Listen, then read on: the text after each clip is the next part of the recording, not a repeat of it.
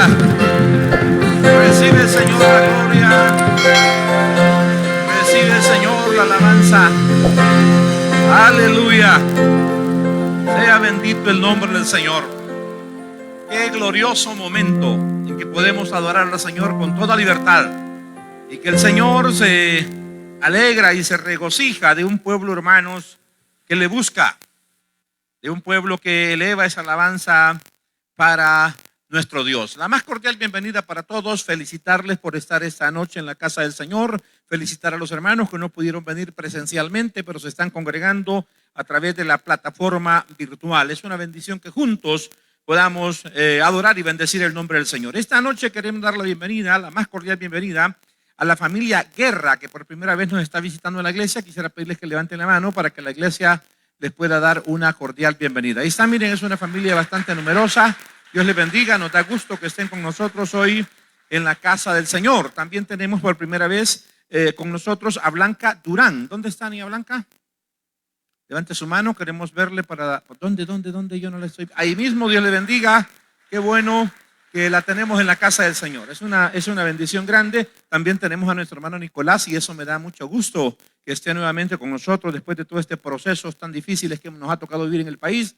También está nuestro hermano Melvin, que ya vino de viaje, ¿verdad? Y su familia. Todo eso, hermanos, de veras nos da mucho gusto en la casa del Señor. También nuestra hermana dice, Pasita Miranda, le da gracias a Dios porque su hijo regresó con bien al Salvador, sano y salvo. Sea bendito el nombre del Señor. Nos unimos a ese regocijo.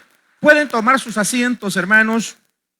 Si usted se congrega regularmente, sabe que hemos tenido como una serie de sermones que están relacionados con ese fenómeno de la muerte, que nos afecta, que es inevitable según la enseñanza bíblica. La Escritura nos dice, hermanos, que está establecido, ese concepto de establecido es como decir, es una ley, está establecido que el hombre muera una sola vez y luego después el juicio. En el libro de Eclesiastés, en el capítulo 8, allá por el versículo 8, habla de lo imposible de que una persona pueda retener su parte espiritual para que no salga de él. Porque lógicamente, cuando la parte espiritual sale del individuo, entonces muere. Hay la separación de la parte física de la parte espiritual. Hemos traído una serie de sermones desde aquel en el que comenzamos predicando en la vela de nuestra hermana Carla Fernández de Maldonado, donde decíamos que es en vida que la persona debe aprovechar la oportunidad que Dios le da. Y tuvimos un sermón sobre toda esa temática. Luego, el siguiente jueves, tuvimos un sermón que hablaba de lo difícil, a pesar de saber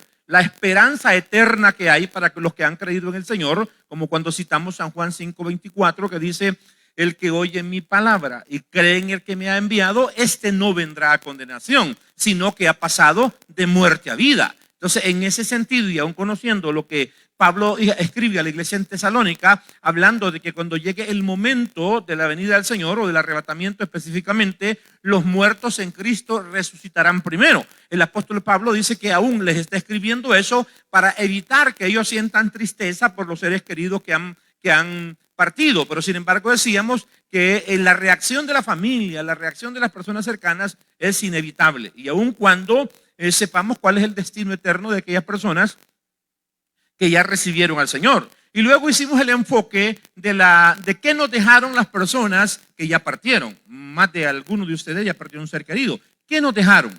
Si estas personas no caminaron en el camino de la fe, a lo sumo nos dejaron algunos principios de vida que tienen que ver con la educación, con el respeto, y aprendimos mucho de ellos. Por ejemplo, muchos aprendieron la honestidad de sus padres. Alguna vez llegamos con un carrito que dijimos que nos lo habían regalado. Alguna vez llegamos con una manzana que dijimos que nos habían regalado, un aguacate, y nosotros lo habíamos cortado del palo del vecino. Y nuestro padre fue tan estricto que nos hizo ir a devolver ese aguacate. Y de pronto aprendimos, nos castigaron y aprendimos alguna lección. Pero luego están aquellos padres que tuvimos, o seres queridos que hemos tenido, que han estado en la fe. Y ellos, hermanos, muchos de ellos han sido un modelo de cómo se debe de vivir la vida cristiana. Entonces decíamos que estas personas que ya partieron se unen a lo que dice el capítulo 11 y comenzando el capítulo 12 del libro de Hebreos, donde habla de la nube de testigos. Personas que estuvieron dispuestos a soportar lo que fuera sin perder la fe con tal de mantener asido o tomado el galardón que Dios les diera. Así es que por ahí hemos, hermano, hemos venido hablando Y luego, en el último sermón, que fue el del domingo pasado, aclaramos algunas cosas que tienen que ver con esa situación emocional que nos embarga con los seres queridos que han partido. Y decíamos, por ejemplo, que de pronto, y estamos hablando de cristianos, decimos que esa persona que partió, nuestra mamá, nuestro papá, nuestro hermano menor o mayor, o un niño de 1 o 2 meses que perdió a la hermana en un problema de un embarazo, qué sé. Muchas veces nos referimos a ellos como que es un ángel que nos está cuidando. Pero decirle, estamos haciendo una remembranza del último sermón, las personas que mueren pasan a un estado espiritual para esperar el día de la resurrección, que es que le vuelvan a dar cuerpo. En ningún momento, es una aclaración, no le va a sonar bonito, pero lo importante es que entendamos que la palabra de Dios es la luz que necesitamos conocer. En ningún momento las personas que parten, por buenas que hayan sido, por muy espirituales que hayan sido, no se convierten en ángeles. ¿Quedamos claros? Entonces ya no tiene que usted decir, no, yo tengo un ángel allá que me cuida. No, esa persona le cuidó en vida. Mi madre ya murió, muere de 76 años, hermanos. Y yo pues tengo ya unos 42 años en el evangelio y todo el tiempo que ella estuvo viva me cuidó. De diferentes formas. A mi esposa le decía, mire, no le dan a salir solo. A mi esposa le decía, ore por él. Cuídelo, no deje que se le acerquen mucho las hermanas. Usted vaya ahí, si está platicando con la hermana, vaya a ver qué está haciendo. Y luego su oración. Ella, esos parientes tuyos que murieron en el Señor, te cuidaron vivo. Porque la gente espiritual puede tener una función intercesoria. Pero una vez muere, no le podemos atribuir actividad intercesoria a una persona que partió por el amor que nos unió. Porque lo dije en el sermón pasado, ese amor filial desaparece cuando morimos. No que los muertos dejen de amar, pero es que pasaron a un nivel superior. Y como están esperando el cuerpo con el que van a resucitar, que no tiene nada que ver con el cuerpo anterior, usted es pariente del cuerpo que enterramos. Yo soy pariente del cuerpo que enterraron de mi papá. Yo soy pariente del cuerpo que enterraron de mi mamá, de mi hermana. Pero ese cuerpo se convirtió en polvo. Lo comieron los gusanos, esto no suena bien, pero la mayoría de veces eso es lo que pasa. Lo comieron los gusanos murieron cuando no hallaron más que comer y se convirtió en polvo. Entonces, cuando ellos resuciten, van a tener un cuerpo que ya no tiene una vinculación genética, un cuerpo que no nació de mi mamá, ni desciende de mi abuela. Entonces, por eso decimos, no suena muy bonito, lo vamos a enfatizar un poco más, nadie va a tener mamá en el cielo. O sea, usted no va a salir y, mi mamá, y a darle un abrazo, mamá, y cómo te extraña. No, ese extrañamiento es acá. Allá todos seremos una sola familia y seremos hermanos.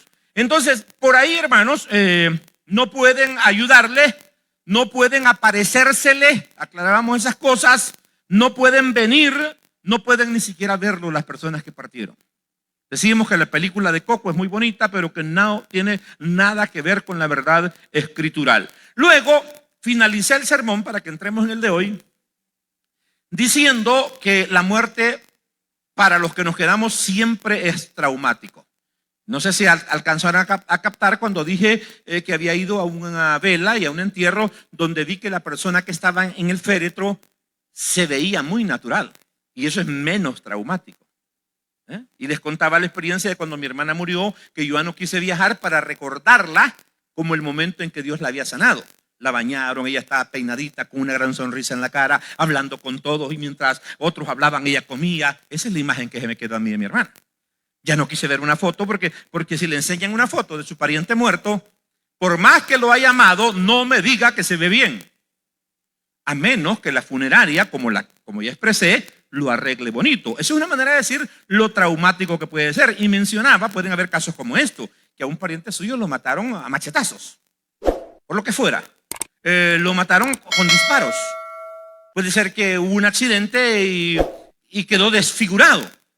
Puede ser que hubo un incendio y quedó desfigurado, quedó en carbón. Pero eso, aclaremos, es importante que ponga atención. Eso a nosotros nos afecta, porque nos deja marcados. La sangre, el accidente, porque yo ya pasé por esas cosas. El accidente, tratar de llegar al hospital con una persona herida y que esa persona no alcance a llegar. Eso a nosotros nos afecta. Pero a la persona que muere, no le afecta en nada para la condición espiritual la forma en que muere.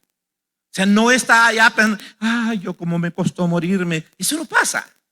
Eso no pasa. Él fue, en una figura que usa la Biblia, ya desvestido de su parte física para esperar ser vestido de esa parte física para la eternidad. Hasta ahí nos quedamos y hoy vamos a otra inquietud que queremos explorar. Alguna vez le hemos considerado ya. Es, nos conoceremos en el cielo, aunque a estas alturas te dice, bueno, si dice que no te vamos a tener mamá, ni papá, ni tíos, ni nada de eso, entonces a lo mejor ni nos vamos a conocer. Bueno, entremos en lo que dice la Biblia, para que no especulemos emocionalmente. Nos conoceremos en el cielo. Primera de Corintios leo para usted del capítulo 15 del verso 51 al 54. He aquí, os digo un misterio. No todos dormiremos, pero todos seremos transformados en un momento, en un abrir y cerrar de ojos, a la final trompeta. Porque se tocará la trompeta y los muertos serán resucitados incorruptibles, y nosotros seremos transformados, porque es necesario que esto corruptible se vista de incorrupción y esto mortal se vista de inmortalidad. Y cuando esto corruptible se haya vestido de incorrupción y esto mortal se haya vestido de inmortalidad, entonces se cumplirá la palabra que está escrita: sorbida es la muerte en victoria. Que Dios nos bendiga en esta palabra. ¿De qué está hablando el apóstol Pablo, que ya antes le escribió a la iglesia en Tesalónica? Está hablando del arrebatamiento. Todo el enfoque que hemos hecho en el pasado tiene que ver con las personas que mueren en diferentes momentos. Pero aquí ya se está hablando del arrebatamiento, en el momento que el Señor va a hacer sonar la trompeta. Y en ese momento van a ser atraídos a Él, lo que dice los evangelios. Ahí donde es el cuerpo muerto se juntarán las águilas. Cuando ese momento llegue, las personas que estén vivas, creyendo en el Señor, esperando en sus promesas, respetando la palabra, van a ser arrebatadas, que significa o raptadas, tomadas. Pero ¿qué va a pasar con los muertos? Es lo que decía la gente en Tesalónica. Bueno, ellos van a resucitar primero. Y de eso es que ahora Pablo le está escribiendo a la iglesia en Corinto. Le dice que es necesario, aunque esté vivo, no es de que el Señor se lo va a llevar vivo, así como en su cuerpo. Va a sufrir una transfiguración de su cuerpo por un cuerpo que va a ser incorruptible. Eso quiere decir que ese cuerpo no se va a enfermar. Ese cuerpo no se va a envejecer. Ese es el cuerpo con el que usted, si está vivo, va a pasar a la eternidad. Y los que murieron y están despojados de su cuerpo físico van a ser revestidos de ese mismo cuerpo. Sea que esté vivo o que esté muerto, entonces va a recibir ese cuerpo con el que va a enfrentar la eternidad. Ahora, ¿qué implicaciones trae ese nuevo cuerpo? Yo ya lo decía. Ese cuerpo no tiene vinculación con el anterior. Y claro, ahorita no nos suena bonito decir que usted no va a tener familia en el cielo. Y de hecho en la predicación del domingo, que tomamos un pasaje que es bien polémico de Eclesiastés, donde habla de que los muertos son puestos en olvido. Y yo les explicaba que eso es principalmente para los creyentes, porque los inconversos van a mantener su memoria intacta como parte del castigo eterno. Entonces el cuerpo, yo espero haberme dado a entender, no tiene vinculación genética. Y esa vinculación genética es la que nos hace que nos duela cuando alguien muere. ¿Se lo explico? Lo he dicho algunas veces. Y esa vinculación genética nos hace amar a las personas. Dos ejemplos rápidos. Usted ve pasar una anciana con un vestido todo desaliñado, porque cuando uno se pone mayor se descuida un poco de la figura. No todo, pero muchas veces la gente, ya no le importa, agarra ese vestido medio planchado o está bien ajado, no le importa. Y se medio peina, se pone una peineta por ahí. Los hombres, y tenemos el pelo corto, solo nos revolvemos el cabello después de darnos una ducha, pero pasa una anciana por ahí que le faltan algunos dientes, mal peinada, con un vestido ajado, y usted la ve pasar y dice, qué señora más desaliñada. Ni suena bonito el comentario, pero si esa anciana es su mamá, no es lo mismo. ¿Qué es lo que hace la diferencia en la forma que se expresa y siente sobre la anciana? La vinculación genética. Es su mamá, es la persona que lo dio a luz, es la persona que lo crió, es la persona con la que compartió. Lo mismo sucede con los hermanos. Yo ya le he dicho, aunque tenemos una tendencia a ayudar a las personas y es importante ser solidarios, la Biblia lo enseña. Usted ve que 3 jóvenes le están pegando a un cipote de 10 años. A lo más que nos atrevemos algunos es o llamamos a la policía si ve que es muy violento, o le decimos, déjenlo, ingratos, no se meta, señora metida, a usted no le importa. ¿Quiere que le demos a usted también, maestro? Y ya nos salimos calladitos nosotros. Si le están pegando a un muchacho de 10 años, que sea cualquier muchacho, pero si ese muchacho es tu hermano, ¿qué vas a hacer? ¿Qué vas a hacer, Ronald, si es tu hermano al que le están dando? Te vas a pasar, ¡ey, déjenlo, ingratos! Dejemos que es el hermano. Si es tu hijo al que le están dando, ¿qué va a hacer, hermano Nelson? Oiga, y ha sido pastor, dice que va a entrar con patada al pecho. Es la vinculación, tiene razón. Sería difícil contenerse. Yo he pensado algunas veces cuando veo noticias y algo y veo a mi nietecita como que si fuera, es una manera de decirlo, no es, como un ángel, como un regalo de Dios, veo yo a mis nietos, y que alguien, hermanos, la dañara. Y yo soy pastor y he aprendido mucho del Señor, pero yo tengo mis dudas. Les confieso, pero ¿qué es esa vinculación? Entonces, es tu hijo, entonces intervienes, pero es por la vinculación genética. Voy a algo más serio. Ves pasar un féretro. Si va un montón de gente, tú dices, ese maestro, esa maestra, era bien conocida, mire, ¿cuánta gente va ahí? Hay gente que hasta saca una sillita para ver. 20 carros iban y 2 buses. Y yo alcancé a contar, calcular más o menos como 200 gentes. Le impresiona, porque ve un montón de gente. Y también le impresiona, yo les digo que una vez iba ahí una carroza fúnebre, hermanos, y uno iba caminando detrás de la carroza. Y yo, como la imaginación no se puede controlar, dije, o era muy malo, o se lo llevaron chiquito para Estados Unidos, vino a visitar aquí y se murió y nadie lo conocía. Solo el que vino a visitar. Uno detrás, esa es la única vez que he visto eso. Usted haría lo mismo, que multitud. Pero si el muerto es su mamá, su esposa, su hijo, ¿dónde iría usted? Usted es el que iría detrás de la carroza fúnebre. Usted sería la persona con el rostro más triste. Pero vuelvo, ¿qué es lo que le duele? La vinculación genética. Entonces, cuando se dé la resurrección, eso desaparece. Entonces, no va a haber motivo de dolor. De hecho, les decía, su ser querido que ya murió no lo puede estar viendo ahorita. Porque puede ser que le dejó dinero y usted ya se lo malgastó. Y le dejó casa y a usted ya se la quitó el banco. Y ella va a estar, ay, pobrecito, se lo domaron en ese negocio, llorando su mamá. Si eso se pudiera hacer, eso no se puede. Porque desde el momento que muere, si muere con sus derechos de salvación, va a estar en un estado de gozo hasta esperar el destino eterno, que es cuando resucite, con el cuerpo inmortal. Entonces, si estuviera viendo sus errores, si estuviera viendo que la dejó con un cipote y usted lleva ya 3 de diferentes padres, ay, qué verdad, a mi hija nunca. No va a pasar eso. No pasa eso. Imagínese que su esposa que se le murió, o el esposo se queda viendo, ay, qué enterona la dejé y cómo la cuidé, y es ingrato con el que se ha casado, cómo la maltrata. Señor, dame permiso de ir a componer ese. No funciona así. Por eso le decía a usted, a veces expresamos por sentimentalismo, tengo a alguien que ora por mí allá. No te ve, no puede orar por ti, porque Dios no necesita más intercesores. Ya tenemos un intercesor que es el Espíritu Santo, y Jesús a través del Espíritu Santo puede cubrir todas las necesidades de la iglesia. No necesita ayudantes. Entonces, entendamos primero que ese vínculo de familia desaparece, aunque ahorita no nos guste.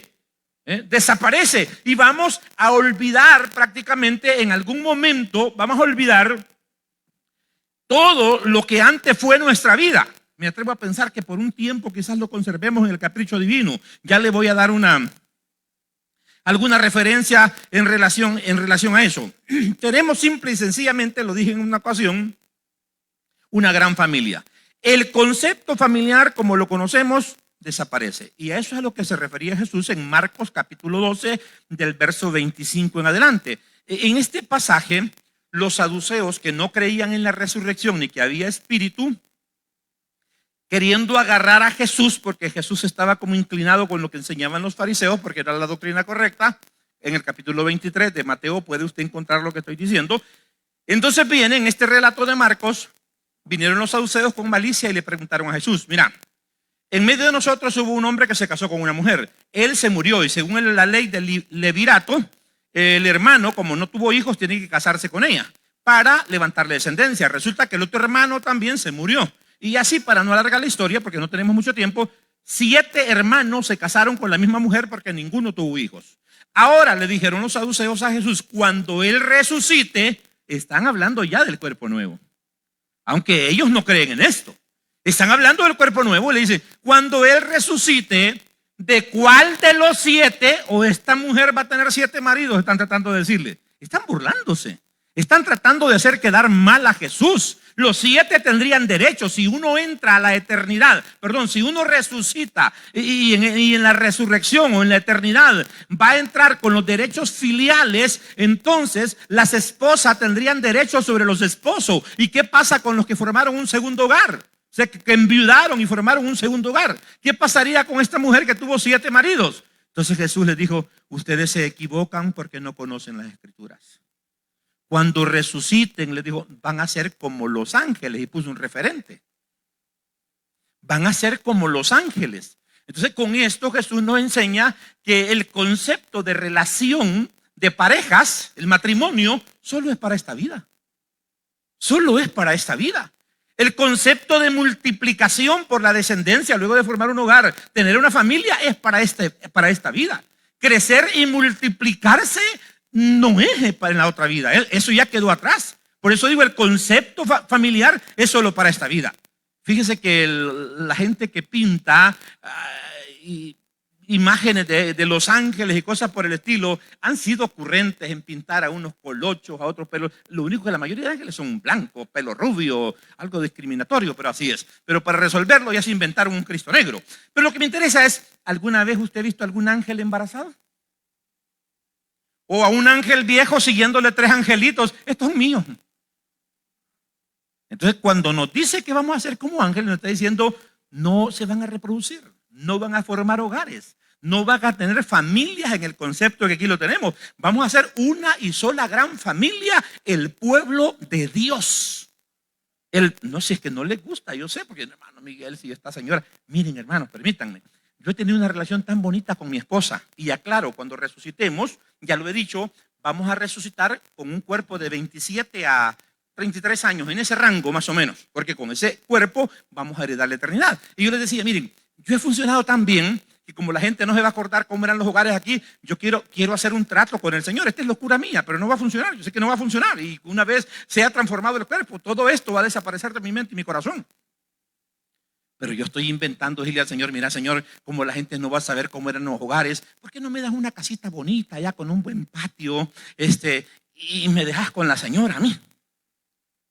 Ella de 27, yo de 27, ¿cómo lo ve?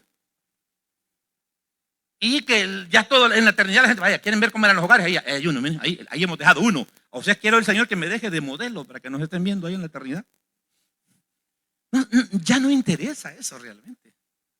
Ya no interesa, eso habrá quedado atrás. Yo les decía, por ejemplo, que como seres humanos tenemos cierta inconformidad. Hay por ahí un escritor que escribió un libro que dice, cuando lo que Dios hace no tiene sentido, y trata de explicar aquellas situaciones que se nos hace difícil entender, pero que los cristianos, aunque no las entendamos, concluimos diciendo, bueno, que se haga la voluntad del Señor. Cuando llegue allá arriba voy a preguntar. Y yo lo he dicho algunas veces, pero es algo que se nos sale, que decimos, pero en realidad no vamos a preguntar nada. Porque con la transformación, con el cuerpo nuevo, va a venir una capacidad de entender el antes y el después, esa realidad. Es lo que dice Primera de Juan. Ahora somos hijos de Dios. Y aún no se ha manifestado esa grandeza que viene, aún no se ha manifestado lo que hemos de ser. Pero sabemos que cuando Él venga, seremos semejantes a Él. Así que hermanos, esas preguntas que usted tiene se van a ir sin respuesta, pero van a recibir una respuesta automática cuando recibe el cuerpo nuevo. Y usted va a entender que estas cosas eran de aquí nada más. Eran de aquí, así como se habla de que el dinero no va a llegar allá, el oro no va a llegar allá, la plata, los bienes no van a llegar allá, sino que los tesoros que se hallan en el cielo. Es lo mismo, hermanos, con estas ligaduras familiares. Bueno, decíamos, citábamos lo de esta mujer y nos está poniendo Jesús a los ángeles como ejemplo y nos dice, no, van a ser como ángeles, ni se van a casar ni se van a dar en casamiento. Entonces, no sé si alguna vez le he prestado atención a esto, pero la palabra ángel es un concepto, un nombre neutro. ¿Cómo lo haría varón? ¿Cómo sonaría varón? Estamos acostumbrados que es ángel. Para varón no sería ángelo. Y para mujer, ¿cómo le ponen a las mujeres? Ángela. No, es ángel, es un neutro. No es ni varón ni hembra. No hay sexo, exacto. No hay sexo. No hay sexo. Entonces la sexualidad es para este tiempo, para crecer y multiplicarnos. Bueno, entonces cuando resucitemos ni se casarán ni se harán en casamiento. Esto quiere decir que no van a haber hogares. Y si no hay hogares, no hay familia. No hay descendencia. Entonces cada quien va a ir y va a ser salvo y va a dejar todo eso atrás. Seremos una nueva y gran familia. No hemos profundizado en lo que dice San Juan 1, 11 y 12. A lo suyo vino y los suyos no le recibieron. Mas a los que le recibieron y creen en su nombre, les ha dado potestad de ser hechos hijos de Dios. Este es un gran lío, porque nosotros no profundizamos en eso. Y no tengo por aquí una pareja para ponerse de ejemplo, pero ¿cuál es la persona más importante ahorita para usted, después de Dios? De hecho, así volando lo digo, porque no tengo tiempo para esperar respuestas. Cuando hablamos de matrimonio, a las personas que se van a casar, les decimos que el orden de los mandamientos les dice cómo funcionan los hogares. El primer mandamiento es amar a Dios, el segundo es amar a su prójimo. Cuando usted está soltero, el prójimo más cercano es su mamá y su papá. En segundo nivel, el prójimo más cercano son sus hermanos. En tercer nivel son sus amigos. En cuarto nivel, sus compañeros de trabajo. En quinto nivel, la generalidad de las personas a las que puede ayudar. Pero inmediatamente que usted se casa, la Biblia dice, dejará a su padre y a su madre.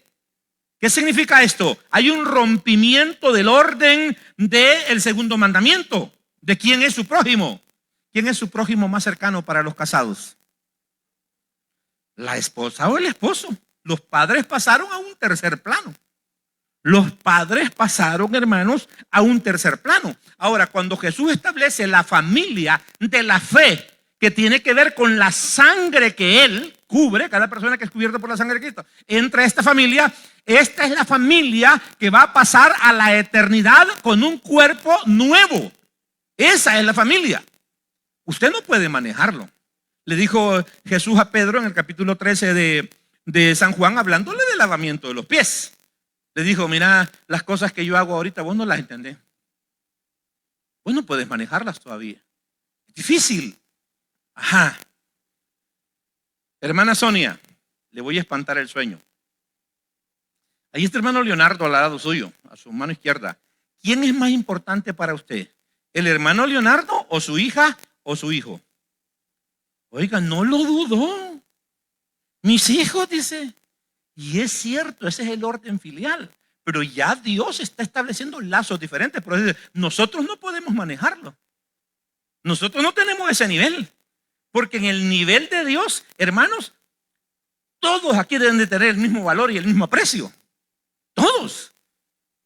Peor cuando leemos ese capítulo 13, ya por el verso 31 de San Juan, cuando dice, un mandamiento nuevo le doy. Anoten, eso es de Jesús, un mandamiento nuevo. Que se amen unos a otros, así como yo les he amado. ¡Wow! No está diciendo a su hija, hermana Sonia, no está diciendo a su hijo, está diciendo a todos los hermanos, como Él nos ha amado. Ahora, eso, hermanos, es una de las últimas cosas que no podemos. Por eso es que estamos en un proceso de perfeccionamiento. Ese perfeccionamiento completo vamos a tenerlo cuando resucitemos y entonces desaparece. Entonces, para la hermana Sonia va a dejar de ser tan importante su hija y su hijo.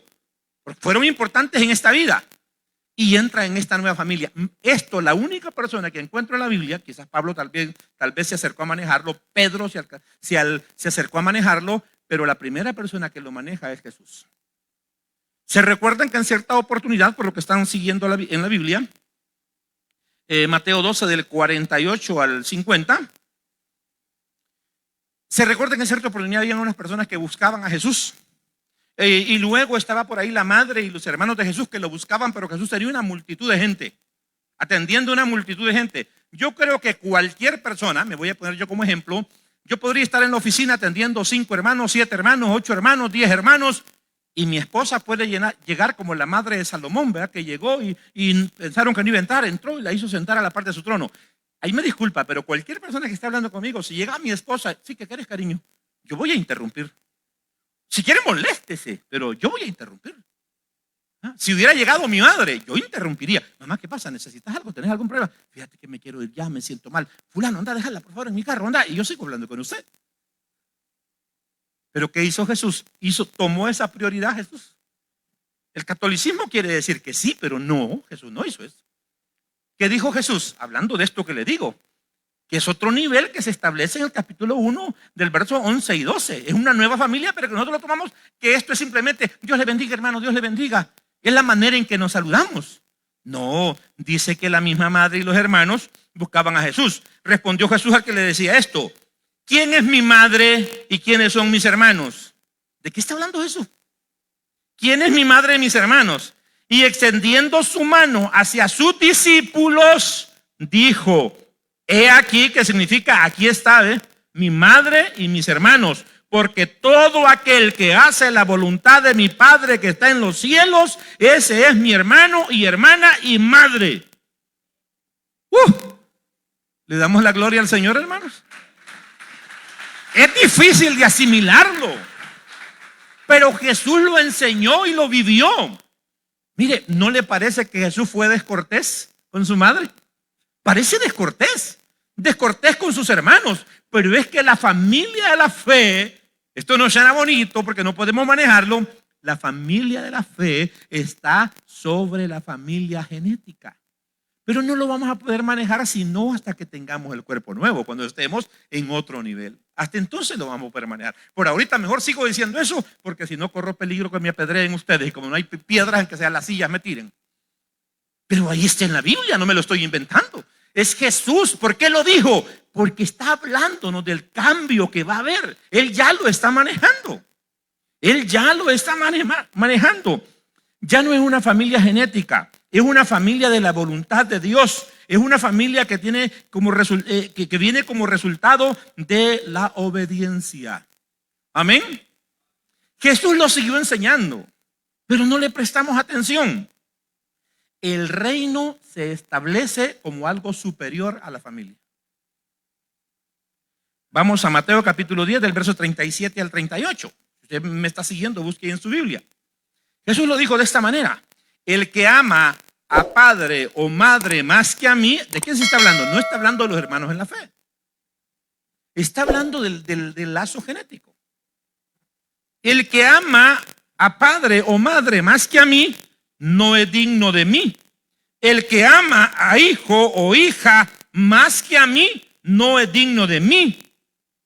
Y el que toma su cruz, el que no toma su cruz y sigue en pos de mí, no es digno de mí. ¿Qué nos está diciendo esto? Que el reino es prioridad antes que la familia, está sobre la familia. No suena bonito, porque una persona por amor al esposo, mira, no vayas, a mí no me gusta, vaya, si no nos vamos a separar. Hay gente que dejó de congregarse. Viene el Señor y dice: sí, pobrecita, como el esposo le dice, pues está bien, ahí estate, pero yo te voy a salvar. No. Usted tiene que probar que realmente está en el orden de los 10 mandamientos. Y el amor al prójimo, que es su esposo o su esposa, está en el segundo mandamiento. ¿Cuál es el primero? Amarás al Señor sobre todas las cosas. De hecho, el primero fortalece al segundo, porque cuando dice sí, Dios te amo, entonces Dios dice pruébamelo. Y la manera en que me lo vas a probar es: ve y ama a tu prójimo. O sea, el segundo se reviste de fuerza si realmente se está respetando, hermanos, el primero. Entonces entendamos que el reino es superior, hermanos, a la familia, trasciende a la familia, y eso solo lo vamos a experimentar en plenitud cuando hayamos resucitado. Vamos a hacer ya no voy a decir yo, miren hermanos, mi esposa es más importante que todos ustedes. No, si es que no voy a tener esposa. Ella va a ser mi hermana, usted va a ser mi hermano, usted va a ser mi hermana. No como nos saludamos aquí, que es un tecnicismo prácticamente, que no cumple y no llena esta medida, esta estatura que Dios, hermanos, está demandando. Porque cuando resucitemos, ni nos vamos a casar, ni nos vamos a dar en casamiento. Decíamos, el reino es superior a la familia. ¿Cómo nos conoceremos si es que nos vamos a conocer entonces? Mateo capítulo 17, del verso 3 al 4. Esta es una porción muy interesante para hablar ya más directamente sobre si nos conoceremos. Y aquí les aparecieron Moisés y Elías hablando con él. Entonces Pedro dijo a Jesús: Señor, bueno es para nosotros que estemos aquí. Si quiere, hagamos aquí 3 enramadas, una para ti, otra para Moisés y otra para Elías. Alguien diría, bueno, entonces sí nos vamos a conocer. Pues sí, pero aquí estamos hablando que el testimonio de los que estaban vivos. Y aquí hay un caso bien interesante. Están reconociendo a personas muertas que tienen un significado y un valor para la fe que ellos tienen. Porque Moisés representa la ley y Elías representa a los profetas, que son los escritos que los judíos tenían al más alto nivel, que es lo que más respetaban.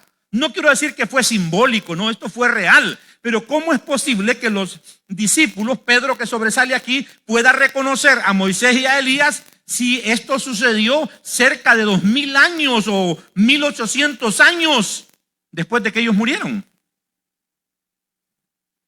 Si a usted se le apareciera, estoy inventando, su tatarabuela, ¿la conocería?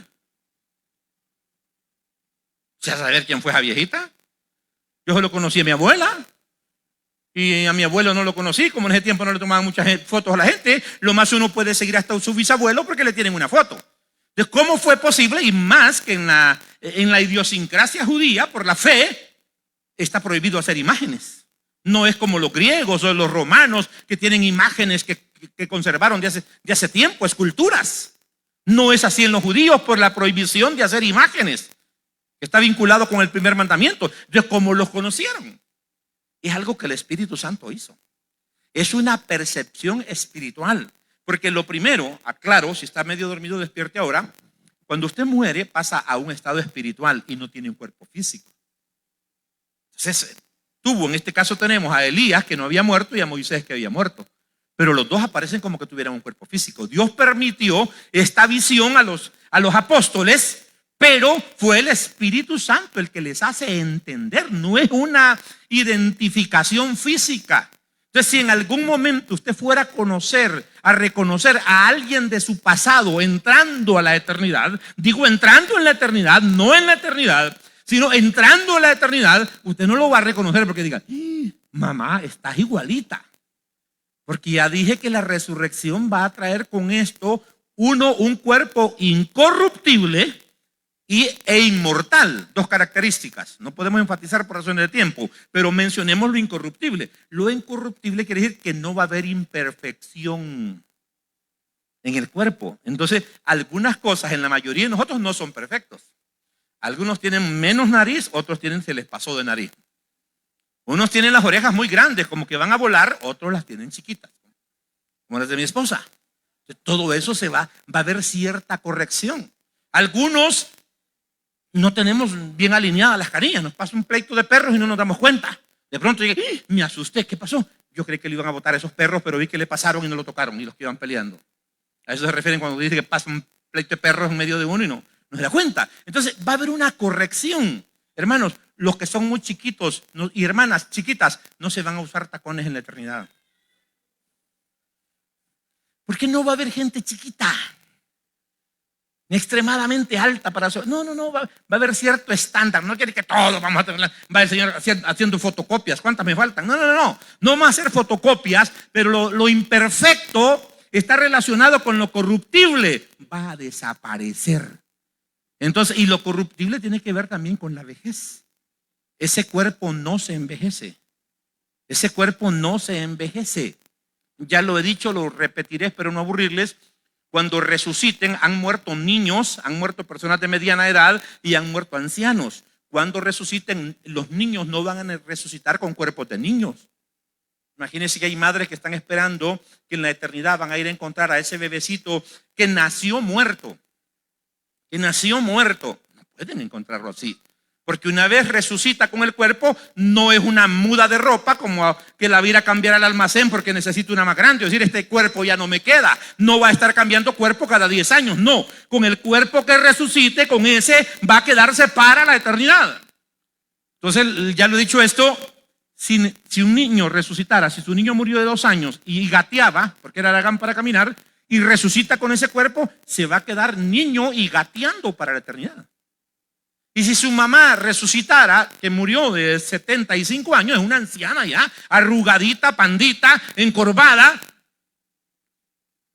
camino por el que ya voy y ustedes ya van a llegar, no puede resucitar, aunque usted tenga ese recuerdo dulce. Sería un castigo resucitarla para que con ese cuerpo tuviera la eternidad. Sería un castigo. No, esa persona va a resucitar joven. Esa persona, hermanos, va a resucitar joven. Bueno, parece que vamos a tener un poquito de complicaciones con el tiempo. Vamos a tratar de correr para superarlo. Decíamos, ¿cómo nos conoceremos? Es una percepción la que se podría tener. Ahora, a Dios no le interesa. Quiero preguntarles con sinceridad. Atrévanse por lo menos uno por aquí, uno por allá y uno por ahí. ¿De hasta qué edad usted tiene recuerdo de su vida? Nadie. Apúrense y nos queremos ir temprano. La hermana se acuerda desde los 6 años más o menos. Ajá, por aquí. Desde los 4. ¡Ey, hermana! Usted sí le abunda. Ahí hay una persona que se atreve y cree que tiene recuerdos. ¿Usted? De los 2 años. Usted quizás cree en la reencarnación, hermano. Que alguien se acuerde de los 2 años está fregado. Aseguro, hermano. ¿No será que usted pensaba en los recuerdos que tiene que 2 años, pero ya tenía como 10? Entonces, pero tomémoslo. 2 años. Y con esos otros 2 años que no se acuerda, ¿qué pasó? ¿Lo pidió o no lo pidió? Lo pidió. Aquí dijo alguien 7 años. ¿Quién fue el que me dijo que 7 años? Desde los 7, hermana, 7 años. De los 6, perdón. Y con esos 6 años que no se acuerda, ¿qué pasó? Lo pidió, pero son importantes ahorita en su vida. Sí, son importantes porque por ahí pasó, pero ahorita su esposo, sus hijos, su hija, el ambiente que tiene esos años, ahí estuvieron, pero ya no son parte de su memoria. Aquí alguien dijo de los 4. ¿Y qué pasó con esos 4 años? Lo pidió, pero no. Entonces así va a ser la vida pasada. La vida pasada simplemente va a ser algo que se quedó atrás con las cosas que tenía y entramos en una vida nueva, en un cielo nuevo y en una tierra nueva, con un cuerpo nuevo, hermanos, para la eternidad. Algunas aclaraciones necesarias. Cuando leemos Mateo capítulo 27, del 52 al 53, habla de un suceso que pasa cuando Jesús muere. Cuando Jesús muere y que resucita, hermanos, o cuando Jesús muere, en ese momento, dice que después del temblor se abrieron muchos sepulcros y que se levantaron muchos de los santos que estaban ahí y fueron y se le aparecieron a varias personas. Ese versículo tiene mucho de qué hablar, pero tiene una respuesta sencilla. La respuesta sencilla es que esas son personas que pudieron haber muerto en el último año, 2 años o 3 años antes de que Jesús muera en la cruz. ¿Por qué? Porque al levantarse y resucitar, fueron y se presentaron, porque estos no resucitaron con cuerpo inmortal, sino como Lázaro. Estos resucitan con un cuerpo como el que tenían, físico normal. Estos se aparecen a la familia como para testimonio, porque es la familia la que los conoce. Imagínense que alguien venga y diga, mire, fíjese que hoy en este eclipse que hubo, yo estaba enterrado allá en Chinameca, yo me levanté y aquí ando contándoles. ¿Verdad que ustedes se mirarían unos a otros? Y cuando él pase dirían, se le pelaron los cables, dicen los jóvenes. Ajá, pero si la que se le aparece es su hermana que murió, imagínense que ahorita hubiera un eclipse y yo estoy en Estados Unidos y llega mi hermana Yita, ¿tenés algo de comer? Y lo que pasó, no, hubo no sé qué ha pasado en el cielo, pero se nos dio una orden de levantarnos y se nos restituyó el cuerpo, porque lo más parecido a eso es Lázaro. 4 días de muerto, un cuerpo casi en total descomposición, ya adentro más que órganos hay líquidos, ya formándose, todo descomponiéndose, pero Dios le da un cuerpo nuevo, pero ese cuerpo es todavía terrenal. No es cuerpo celestial como le escribe Pablo a la iglesia en Corinto. Es una muestra del poder de Dios, pero no se confunda con esto para decir, entonces ya ve que los conocieron a todos. No, tenían que ser personas para el interés del testimonio que habían muerto en un lapso de tiempo corto, que las personas podían reconocerlo. Porque ya dije, si aparece tu tatarabuela no la vas a conocer. A menos que me diga, hermano mío, pero pudo haber sido por lo que nos acaba de decir, por una percepción del Espíritu. No tendría sentido en este caso, porque no tiene más impacto que la fuerza de la resurrección. Pero la persona de Elías y Moisés tiene un impacto más trascendente por lo que significa para el pueblo de Israel. Bueno, estamos en algunas aclaraciones necesarias. Leyendo sobre el tema, encontré a alguien poniendo como base esto, y es un error abismal, garrafal, usando 1 Samuel capítulo 28 del verso 11 al 12 para decir que vamos a conocernos. Y es cuando hay aquella aparición de un espíritu que aparenta ser Samuel. Y Saúl lo reconoce por la vestidura aparentemente. Y dice, es Samuel el que viene. Todavía está en discusión que hay pastores, yo no entiendo cómo es posible que puedan creer esto, predicadores que digan que fue Samuel. Si todo el contexto bíblico lo prueba, si usted es uno de ellos, hermano, quiero decirle, está totalmente equivocado y no sé cómo que se ha estado congregando aquí todo el tiempo y todavía duda de estas cosas. Dice la escritura que, bueno, lo que me interesa es que se quiere asociar esto con el hecho de que nos vamos a conocer y nos vamos a identificar físicamente. Puede ser que por algún tiempo en la entrada de la eternidad haya una identificación por una percepción espiritual, ayudado por el Espíritu Santo. No es una identificación física. La que Saúl hace es una identificación física de un espíritu engañoso que se menciona ya en el Nuevo Testamento. ¿Por qué sabemos eso?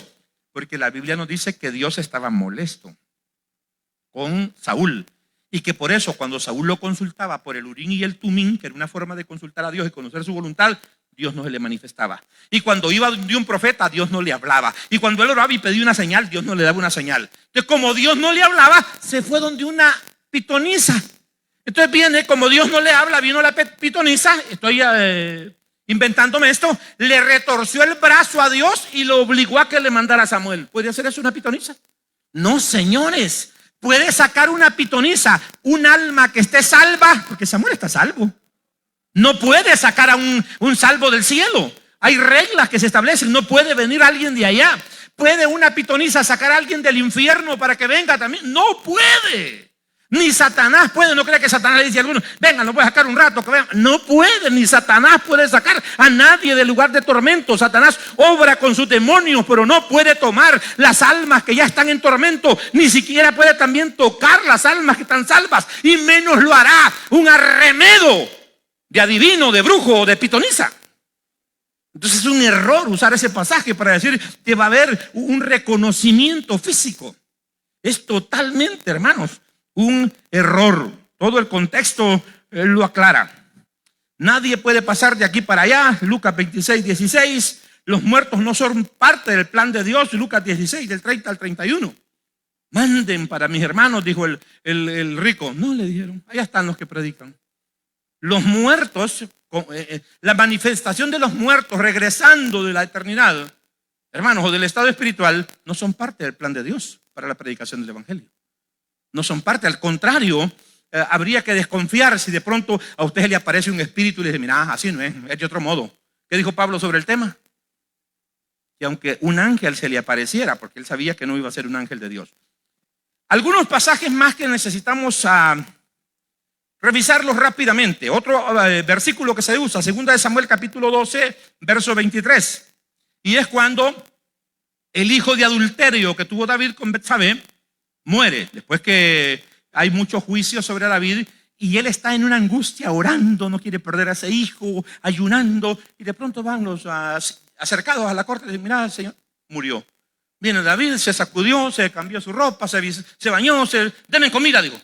Vaya, digo, nosotros creímos que te ibas a ponerte. No, le digo, Si es que mientras estaba vivo yo clamaba, pedía, oraba, ayunaba, me angustiaba, porque esperaba a ver si Dios me iba a dar una respuesta. Pero si ya se murió no le puede hacer nada. Él no puede regresar. Oiga, esto es profético, esto es escatológico. Él no puede venir aquí. Samuel no podía venir. Yo sí puedo ir donde él, pero si yo puedo ir a donde él, no se debe tomar como que, pues iba a ir David, va a ir cuando muera y va a encontrarse con su hijo. Sí, va a encontrarse con su hijo en el concepto de una nueva familia, en el concepto de un espíritu, de un alma salva. No es que va a llegar a encontrar a su hijo por la relación genética. El pasaje no dice eso. El pasaje solo está diciendo que David tiene la conciencia que puede ir al mismo lugar donde fue su hijo después de morir. Eso es lo que está diciendo. No está hablando de un reconocimiento. Lo que decíamos ya el domingo pasado sobre que los muertos serán puestos en su memoria, será puesta en el olvido, es principalmente para los salvos, porque si no, no tendrían total gozo. Pero no es así para los perdidos, y para eso leíamos, y lo menciono nuevamente, San Lucas capítulo 13, el verso 28 al 30. Allí será el llanto y el crujir de dientes cuando veáis a Abraham, a Isaac y a todos los profetas en el reino de Dios, y vosotros estáis excluidos. Otro pasaje que se usa para ir, ya ve que lo van a reconocer. Pero cuando si se fija usted lo que dijo el pasaje, aunque estoy volando, Jesús le está diciendo a fariseos y saduceos: ustedes van a crujir los dientes cuando vean a los patriarcas de ustedes, a los que consideran los herederos del pacto, y a gente que viene de todas partes y se sienta con ellos, pero ustedes estén excluidos. ¿Qué significa estar excluido del reino o del lugar donde estaría Abraham, Isaac y Jacob? ¿Qué significaría? Estar en el lugar de tormento. Y ya lo dije, los que estén en el lugar de tormento, su mente va a estar intacta. Van a recordar todo. Ahorita mismo, si algún pariente suyo murió en converso, él está recordando todo. No digo que lo está viendo, solo está recordando la realidad en la que partió. La realidad en la que partió, y es lo que le pasa al rico. Y es lo que Jesús le está diciendo a fariseos y saduceos. Lo leo nuevamente. Ahí será el llanto y el crujir de dientes cuando veáis a Abraham, a Isaac y a Jacob y a todos los profetas en el reino de Dios. Y vosotros estéis excluidos. No está hablando de los salvos. Porque vendrán del oriente y del occidente, del norte y del sur, y se sentarán a la mesa en el reino de Dios. Y aquí hay postreros que serán primeros, y los primeros serán postreros. Luego tenemos la cita de Lucas capítulo 16, que muchas veces la hemos mencionado, cuando el rico dice: vayan y háblenle a mis hermanos, y él tiene intactas sus recuerdos. Y le llamo la atención, como lo he hecho tantas veces, en todo ese relato de Jesús en el capítulo 16, nunca habló Lázaro, nunca vio Lázaro, nunca dijo: pobrecito, si quieren que sea un poquito le llevo en un vaso. No, porque entonces no tendría ese gozo, hermanos, perfecto para la eternidad. Lázaro no interviene porque no tiene nada que ver. Este es el mensaje para entender lo que pasa con los que se pierden. Algo otros pasajes interesantes, como Isaías 65 del 17 al 20, yo leo para ustedes: porque he aquí, yo crearé nuevos cielos y nueva tierra. ¿Verdad que esto no es extraño para usted? Usted lo sabe. Lo menciona el Apocalipsis, lo menciona Pedro cuando habla de los cielos nuevos y de la tierra nueva, y que por eso debemos de andar en santa y piadosa manera de vivir. Isaías 65 del 17 al 20 estoy leyendo. Porque he aquí, yo crearé nuevos cielos y nueva tierra, y de lo primero no habrá memoria, ni más vendrá al pensamiento. Es lo que estábamos diciendo, y yo le ponía el ejemplo. Usted solo recuerda de 7 años de los 7 años hacia acá. Y es que la otra vida no la vivió. ¿Cómo no? Pero no recuerda nada. No recuerda ni qué comía, ni qué no comía, ni dónde dormía, ni si la mamá lo chineaba, o si le había puesto un apodo, o si su hermano menor le pegaba, o si andaba cholco, nada. Pero eso es parte de su vida. Pues así va a ser, hermanos, cuando se dé esta transición. Mas os gozaréis y os alegraréis para siempre en las cosas que yo he creado. Esto es eternidad. Porque he aquí que yo traigo a Jerusalén alegría y a su pueblo gozo, y me alegraré con Jerusalén y me gozaré con mi pueblo, y nunca más se oirán en ella voz de lloro ni voz de clamor. Ya no va a haber llanto, ni dolor, ni clamor, como dice Apocalipsis también. Finalizo, que es muy interesante, y esto es lo que me hace pensar que en la entrada de la eternidad puede haber una identificación por percepción, no por identificación física. Por percepción, yo voy a ver al hermano Franklin con su cuerpo nuevo, con una gran cabellera como la de Jesús, ¿verdad? Sin lentes, un poco más alto. Y no lo voy a identificar, pero por el Espíritu voy a saber que es el hermano Franklin, con quien compartimos tanto tiempo, con quien sirvió tanto tiempo en la iglesia, por generaciones nos ayudó con la música, con la alabanza. Y él va, hey, hermano Miguel, es usted, ¿verdad? Sí, y vamos a saltar como becerros de la manada. Vamos a saltar como, pero no por el vínculo que estuvimos aquí, sino por esa gloria. Pero eso, a mi juicio, va a ser temporal. Finalizo con esto. Algunos ya están desesperados, pero son las 7:23, hermanos. Antes salíamos a las 8. Amén, iglesia. Usted mira 2 horas televisión y nadie le dice nada, ni su corazón. Amén. Así que podemos todavía aguantarnos 5 minutos más. Apocalipsis 2:17 para mí es un pasaje súper clave. Lógicamente hay que explicarlo, alguna vez ya lo hemos comentado. Apocalipsis 2:17, hablando a una de las iglesias del Asia Menor y hablando de la recompensa. El que tiene oídos, ¿cuántos los tienen? Atentos a la palabra. El que tiene oído, oiga lo que el Espíritu dice a las iglesias. ¿Quién es parte de la iglesia? El que venciere, daré a comer del maná escondido.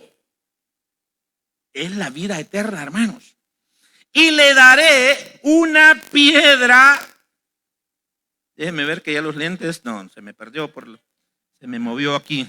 Déjeme un segundo que ahorita lo amplío, se me movió esto. Al que venciere daré a comer del maná escondido y le daré una piedrecita blanca y en la piedrecita escrito un nombre nuevo, el cual ninguno conoce, sino aquel que lo recibe. ¿Qué es esto? ¿Qué valor tiene? Por eso dije, puede ser que nos conozcamos por una percepción espiritual en la entrada a la eternidad, pero en ese proceso que va desde la boda del Cordero hasta las recompensas, entonces de pronto va a llegar un momento en que le van a dar una piedrecita, no sé cómo, si vamos a hacer fila o qué, todo el mundo una piedrecita. Amén. ¿Va a recibir usted piedra o no? Una piedrecita como parte de la recompensa. Y en esa piedrecita hay un nombre nuevo. Le damos la gloria al Señor. Muchos se alegran por lo más simple de este hecho. Levanten la mano con sinceridad algunos que no les gusta uno de los nombres que tienen. Ay, Dios les bendiga, Dios les bendiga. Sí, a veces de pronto, como uno no los escogió, no que los padres, pues no se preocupe que le van a dar un nombrecito nuevo. Y no le van a poner en el DUI conocido por, no. Eso se va a romper con el pasado. No habrá más memoria del cielo viejo y de la tierra vieja. ¿Y de qué está hecho usted? ¿Y yo? De tierra. Entonces ya no va a haber recuerdo de eso. Una piedrecita blanca y en la piedrecita escrito un nombre nuevo, el cual ninguno conoce, sino solo el que lo recibe. ¿Qué interés tiene esto? Usted va a recibir el nombrecito y algo va a pasar ahí. Ahí es donde vamos a dejar atrás todo vínculo de recuerdo del pasado. Porque ya lo he dicho, imagínense que llegamos y por percepción veo pasar a alguien. ¿Quién es esa? ¿O ese? Pedro, el que negó al Señor, ¿verdad? Y Pedro alcanza a oír y algo baja la cabeza. Está salvo y contento, pero ese ya sabe que soy Pedro, pero el que negó al Señor. Y Betsabé, porque tuvo que haber arrepentido, ¿verdad? Mira, y Betsabé, con ese que soy sinvergüenzada. Imagínense eso, nosotros hablando así en la eternidad. Lógicamente tenemos otra mente, tenemos otra manera de ver las cosas, pero el nombrecito va a terminar con todo vestigio del pasado nuestro para que no se nos vincule con nada. Estoy inventando lo que digo, pero hay espacio para decirlo. O sea que nos vamos a tener que presentar para conocernos de nuevo, porque automáticamente usted no va a saber quién soy yo, porque solo yo sé el nombre que me han dado. Solo yo sé el nombre que Dios me ha dado. Y eso no tiene ningún vínculo con el pasado, con la vida anterior. Es una vida nueva. Amén.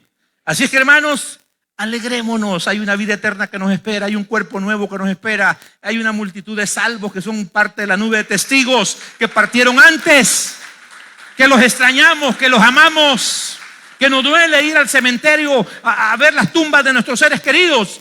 pero ese dolor ya se va a acabar. Él enjugará toda lágrima de nuestros ojos. Allá no habrá más llanto, ni dolor, ni clamor, porque todas las cosas viejas pasaron. Y he aquí, dice el Señor, yo las hago todas a usted y a mí.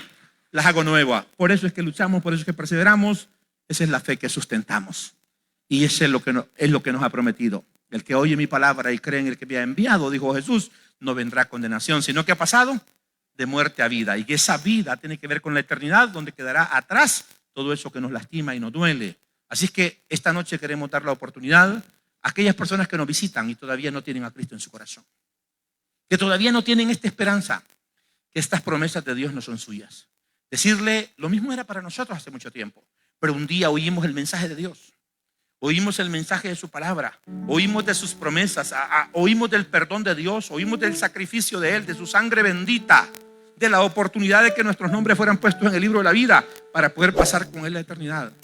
Y ese día confesamos nuestros pecados y Él nos perdonó y puso nuestro nombre en el libro de la vida. Si esta noche estás aquí y sientes una profunda necesidad espiritual, este es el momento de que abras tu corazón y recibas en Él a Jesús como tu Salvador. Si hay personas que nos están visitando y tienen ese deseo de hoy entregarle su vida al Señor, este es su momento. Nosotros queremos simplemente orar por usted, para alegrarnos, para celebrar, porque la Biblia dice que cuando un pecador se arrepiente, hay fiesta en los cielos. Pero es Dios el que quiere tomar la vida tuya en las manos de Él y decir, eres mi hijo. No eres una persona perfecta, pero vas a comenzar a crecer espiritualmente. Y un día, cuando te llame a mi presencia, un día cuando la trompeta suene, te daré un cuerpo perfecto para que con Él entres a la eternidad. ¿Habrá alguna persona que quiere entregarle su vida al Señor? Este es tu momento. Si no lo hay, iglesia, póngale ganas a la vida cristiana. Porque cualquier vicisitud como la nube de testigos que podamos tener, vale la pena pasarla para llegar un día a la presencia de Dios y nos diga, venid benditos de mi Padre, en lo poco me fuiste fiel, sobre lo mucho te pondré. Bendiciones, iglesia. Quiero rápidamente darles algunos anuncios.